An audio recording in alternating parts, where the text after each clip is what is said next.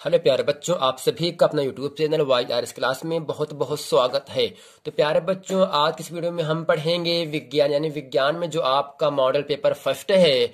Model paper first में जो आपका खंड सा है जीव विज्ञान, उसमें जितने भी बहुविकल्पी और अतिलघुत्तरीय के महत्वपूर्ण प्रश्न हैं, मैं आज इस वीडियो में आपको अच्छे तरीके से बताने वाला हूँ। प्रश्न नंबर 9 आपसे कह रहा है, मनुष्य के प्रत्येक जबड़े में चर्वणक दंतों की संख्या होती है। दंतों का मतलब दांत, दंतों का मतलब दांत, मनुष्य का मतलब आदमी। जबड़ा जानते हो, दो जबड़ा हो तो ऊपर भी है नीचे भी है ना, जबड़ा मुंह। ठीक, यानी आपसे इतना ही कह रहा है, मनुष्य के प्रत्येक जबड़े में चर्वणक दंतों की संख्या होती है, यानी काटने वाले दंतों की संख्या कितनी होती है।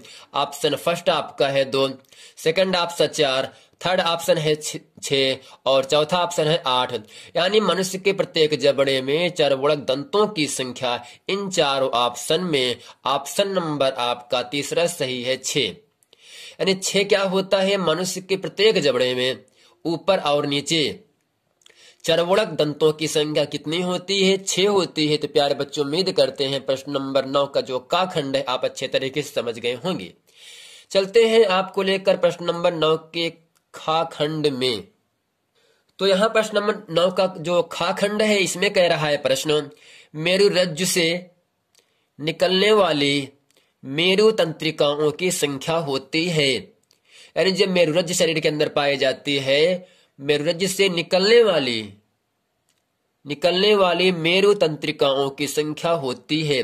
पहला ऑप्शन आपका है 15 जोड़े होते हैं, दूसरा ऑप्शन है 31 जोड़े होते हैं और तीसरा ऑप्शन है आपका 21 जोड़े होते हैं, चौथा ऑप्शन है अनिश्चित।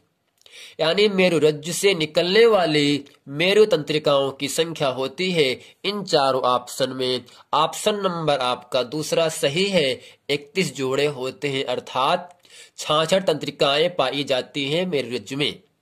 ठीक, तो प्यारे बच्चों, उम्मीद करते हैं प्रश्न नंबर 9 का खा खंड आप समझ गए होंगे। चलते हैं आपको लेकर प्रश्न नंबर 9 के गा खंड में। प्रश्न नंबर 9 का गा खंड आपसे कह रहा है, परागकोश में होते हैं, परागकोश में होते हैं। पहला ऑप्शन आपके सामने है बाह्यदल, दूसरा ऑप्शन है वर्तिका, तीसरा ऑप्शन है अंडाशय और चौथा ऑप्शन है अंड, जिसे कहते हैं बीजांड। यानी यहाँ पर इन चारों ऑप्शन में कोई भी ऑप्शन सही नहीं है, तो इसका जो आपका सही ऑप्शन है वो आपका परागकोश में होते हैं। क्या होते हैं? परागकण होते हैं। क्या होते हैं? परागकण। ऑप्शन में बाह्यदल दिया है, अंडाशय दिया है, वर्तिका दिए है, अंड अर्थात बीजांड दिया है। इन चारों ऑप्शन में कोई ऑप्शन सही नहीं है, अर्थात यहाँ पर मिसप्रिंट कर दिया है। आपका जो सही आंसर होगा वो आपका परागकण होगा।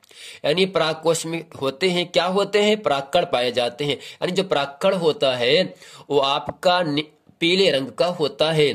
परागकण पीले रंग का होता है और परागकोश में ये पाए जाते हैं। तो प्यारे बच्चों, उम्मीद करते हैं प्रश्न नंबर घा खंड आप समझ गए हैं। चलते हैं आपको लेकर प्रश्न नंबर घा खंड में। घा आपसे कह रहा है, F2 पीढ़ी में 3:1 अनुपात प्राप्त होता है। यानी F2 पीढ़ी में 3:1 अनुपात में प्राप्त होता है। पहला ऑप्शन है एक संकर के रास में, दूसरा ऑप्शन है द्विसंकर के रास में, तीसरा ऑप्शन है पहला और दूसरा दोनों में, चौथा ऑप्शन है इनमें से कोई नहीं। यानी F2 पीढ़ी में 3:1 अनुपात प्राप्त होते हैं। इन चारों ऑप्शन में ऑप्शन नंबर आपका पहला ऑप्शन सही है, एक संकर के रास में। यानी एक संकर के रास में F2 पीढ़ी 3:1 अनुपात प्राप्त होता है। प्यारे बच्चों, उम्मीद करते हैं बहुविकल्पी का जो प्रश्न नंबर 9 का जो 4 खंड का खा गा घा है, आप इसको अच्छे तरीके से समझ गए होंगे। यदि ये एग्जाम में आता है तो आप इसे अच्छे तरीके से आप कर सकते हैं। चलते हैं आपको लेकर प्रश्न नंबर 10 में। प्रश्न नंबर जो आपका 10 है, एग्जाम में अतिलघुत्तरी में पूछा जाएगा और 2 नंबर के लिए आपसे पूछा जाता है। चलते हैं प्रश्न नंबर 10 में। प्रश्न नंबर 10 का जो का खंड है आपसे कह रहा है, श्वसन को परिभाषित कीजिए। श्वसन का मतलब होता है सांस लेना। क्या होता है? सांस हम किस प्रकार लेते हैं, कौन कौन से भाग लेते हैं सांस लेने में, उसको में परिभाषा लिखना है। तो इसका उत्तर आपके सामने जिस प्रकार से हम लिखे हैं ऐसे ही आपको एग्जाम में लिख देना है और आपको 2 नंबर की प्राप्ति होगी। तो इसका उत्तर आपके सामने है, श्वसन वह क्रिया है जिसमें कोशिका के अंदर कार्बनिक यौगिकों प्रायः ग्लूकोज का ऑक्सीकरण होता है। इस क्रिया में कार्बन डाइऑक्साइड तथा ऊर्जा उत्पन्न होती है। इस ऊर्जा को विशेष एटीपी अणुओं में विभवी ऊर्जा के रूप में संचित किया जाता है। यानी आपसे इतना ही कह रहा है, श्वसन क्या है? एक क्रिया होती है। ठीक, श्वसन क्या है? वह क्रिया है जिसमें कोशिका के अंदर जितने भी आप जो बॉडी बने हैं ये सब किससे मिलकर बने हैं? कोशिकाओं से मिलकर बने हैं। जिसमें कोशिका के अंदर कार्बनिक यौगिकों प्रायः का मतलब अक्सर ग्लूकोज का ऑक्सीकरण होता है और ग्लूकोज का सूत्र होता है C6H12O6 होता है। ग्लूकोज का ऑक्सीकरण होता है, कहाँ पे होता है? कोशिका में।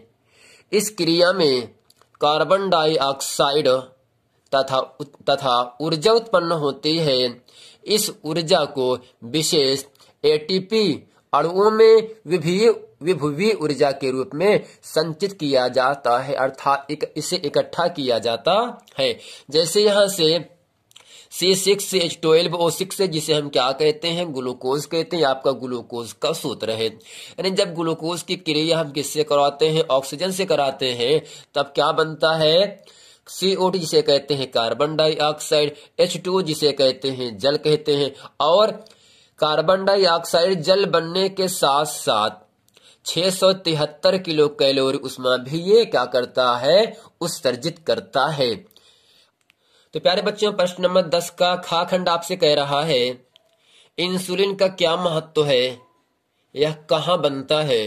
यानी इंसुलिन का क्या महत्व, इसकी क्या आवश्यकता है, इसकी क्या जरूरत है, और यह इंसुलिन शरीर के अंदर, बॉडी के अंदर कहाँ बनता है, ये आपको बताना है।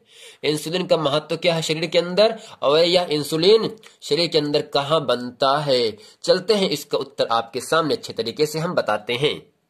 तो प्यारे बच्चे, इसका उत्तर आपके सामने है। इसमें लिखेंगे हम, इंसुलिन रक्त में शुगर की मात्रा नियंत्रित करने के अतिरिक्त इंसुलिन शरीर के अंदर फैट को सहेजने का काम करता है, ताकि जरूरत पड़ने पर शरीर इस वसा का उपयोग कर सके।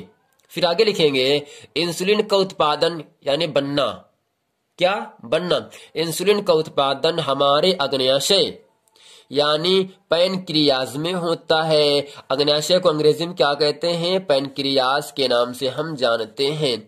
चाहे अग्न्याशय कहें चाहे पैनक्रियाज कहें, यानी जो इंसुलिन होता है आपका अग्न्याशय अर्थात पैनक्रियाज में बनता है। आपको इतना ही याद रखना है, इंसुलिन रक्त में, रक्त का मतलब खून में, इंसुलिन कहाँ होता है? खून में। इंसुलिन रक्त में शुगर की मात्रा, शुगर का मतलब जो व्यक्ति हो गांव में होंगे, खूब मीठा खाते होंगे, उनको शुगर हो जाता है। ठीक, शुगर की मात्रा को नियंत्रित करने के अतिरिक्त इंसुलिन शरीर के अंदर फैट यानी मोटापा, जिसे कहते हैं चर्बी भी कह सकते हैं।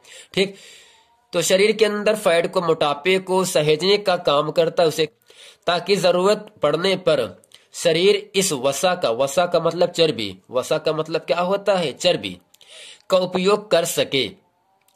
फिर इसमें आपसे इतना ही कह रहा था, यह कहाँ बनता है, यानी इंसुलिन कहाँ बनता है? इंसुलिन का उत्पादन हमारे अग्न्याशय यानी पैंक्रियाज में बनता है, होता है। तो प्यारे बच्चों, उम्मीद करते हैं प्रश्न नंबर 10 का खा खंड आप समझ गए हैं। चलते हैं आपको लेकर प्रश्न नंबर 10 के गा खंड में। तो प्रश्न नंबर 10 का जो गा खंड, इसमें आपसे इतना ही कह रहा है, परिवार नियोजन से आप क्या समझते हैं? छोटे परिवार के महत्व को समझाइए। यानी परिवार नियोजन से आप क्या समझते हैं, यानी हम किस प्रकार से परिवार को कम करते हैं। जब कोई परिवार छोटा परिवार होता है तो उसका क्या महत्व होता है, उसकी क्या विशेषता होता है, उसको आपको अच्छे तरीके से मैं इस वीडियो में बताने वाला हूं। नंबर 10 के गा खंड में हम लिखेंगे, परिवार कल्याण हेतु बच्चों की संख्या सीमित कर, सीमित का मतलब कम कर, सीमित का मतलब कम। परिवार कल्याण हेतु बच्चों की संख्या सीमित कर परिवार को नियोजित करने की क्रिया को परिवार नियोजन कहते हैं। यदि परिवार में बच्चों की संख्या सीमित होगी तो वह परिवार अधिक सुखी जीवन तथा अच्छा रहन सहन रख सकेगा। यानी आपको इतना ही याद रखना है, परिवार कल्याण हेतु बच्चों की संख्या सीमित कर, यानी सीमित का मतलब क्या है, कम।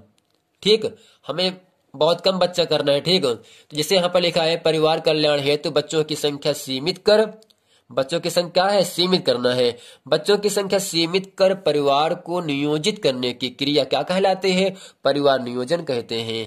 यदि परिवार में बच्चों की संख्या सीमित होगी, अगर आपके परिवार में बच्चे कम हैं, अगर बच्चे कम हैं तो उनका रहन सहन, उसकी शिक्षा, पढ़ाई लिखाई, हर चीज अच्छे तरीके से हो जाएगा। अगर परिवार बड़ा है, बच्चे ज्यादा हैं, तो उनकी शिक्षा, पढ़ाई लिखाई अच्छे तरीके से हो नहीं पाती है। तो आपको इतना ही याद रखना है, यदि परिवार में बच्चों की संख्या यानी लड़कों लड़कियों की संख्या सीमित होगी, कम होगी, तो वह परिवार अधिक सुखी जीवन तथा अच्छा रहन सहन करने के साथ साथ ही अच्छी शिक्षा भी ग्रहण करेंगे। तो आपको इतना ही याद रखना है, परिवार कल्याण हेतु बच्चों की संख्या सीमित करके परिवार को नियोजित करने की क्रिया क्या कहलाती है, परिवार नियोजन कहलाती है। यदि परिवार में बच्चों की संख्या कम रहेगी तो वह परिवार अधिक सुखी जीवन व्यतीत करता है। तो प्यारे बच्चों, उम्मीद करते हैं ये वीडियो आपको बहुत बहुत पसंद आया होगा। अगर ये वीडियो पसंद आया है तो वीडियो को लाइक करें, कमेंट करें और सब्सक्राइब जरूर करें, ताकि आने वाला वीडियो आप तक आसानी से पहुंचता रहे। यदि आपने इसके पहले के वीडियो मॉडल पेपर जो आपका फर्स्ट है, जो खंड आ और खंड ब बनाया गया है, भौतिक विज्ञान और रसायन विज्ञान, यदि आप वो नहीं देखे हैं तो आप लिंक दिया है डिस्क्रिप्शन नीचे, आप जाकर वहां पर लिंक को देख सकते हैं, ताकि वो सभी वीडियो आपको अच्छे तरीके से समझ में आ जाएं।